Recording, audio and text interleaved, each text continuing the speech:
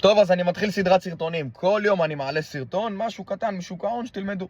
והיום אנחנו נדבר על המילה, מה זה עסקה? בסדר? רוב האנשים לא שואלים הרבה שאלות, מה זה עסקה? אז שאתה אומר לי, עשיתי עסקה, איזה עסקה? מה זה המילה הזאת? אז ככה, עסקה זה שקנית בזול ומכרת ביקר. לא משנה, קניתם טלפון, ביצעתם עסקה. קניתם אוזניות, קניתם אוכל, לא משנה. כל דבר שקניתם ועשיתם סחר אחד עם השני, זה נקרא עסקה.